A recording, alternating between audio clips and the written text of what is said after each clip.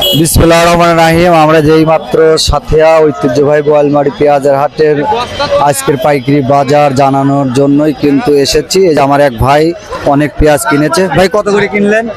1000, 1050, 1100 এরকম। 1050, 1100 এরকম, কিন্তু আসলে খুব সুন্দর পেঁয়াজ। সুপার কিং তাই না ভাই? হ্যাঁ, সুপার কিং, খুব শুকনা পেঁয়াজ আসলে কিনলো। তাহলে এই আপনি এগুলা কি করবেন? আমরা এগুলো বাধাই করি স্টক।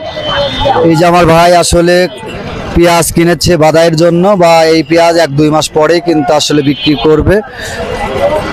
তাতে কি মনে হয় সামনে কি বাজার বাড়ার সম্ভাবনা আছে? হ্যাঁ, সামনে বাজার বাড়ার সম্ভাবনা আছে। ভালোভাবেই কিন্তু আসলে আমার ভাই এই যে পেঁয়াজগুলো কিনে বাদাই করছে। কত মন কিনছেন সকালবেলা? আজকে কয় বস্তা হয়েছে? 30 বস্তা, 60 মনের মতো হয়েছে। 60 মন। প্রতি হাটে কি কিনেন? হ্যাঁ, প্রতিদিন। প্রতি হাটে না, প্রতিদিন। প্রতিদিনই? এখানে তো প্রতিদিনই আড়ত চলে। হ্যাঁ, প্রতিদিন আমরা কিনি। প্রতিদিনই। তো সব কি একই জাতের পেঁয়াজ? হ্যাঁ, সব এই কিং জাতের পেঁয়াজ এগুলো।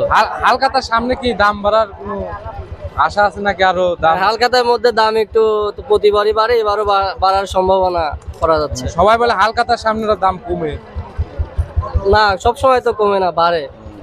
কারণ হলো হালখাতায় আসলে অনেকেই কিন্তু পেঁয়াজ নিয়ে আসে, কারণ হালখাতা করার জন্য তখন হাটে আমদানি হয়, আমদানির কারণে কিন্তু আসলে হচ্ছে কম যায়, কিন্তু হালকাতা আসলে পেঁয়াজের দাম তখন কমার কথা। কিন্তু আমার এই ভাই বলছে আসলে যে হালখাতার সময় হয়তো বা একটু বাড়বে।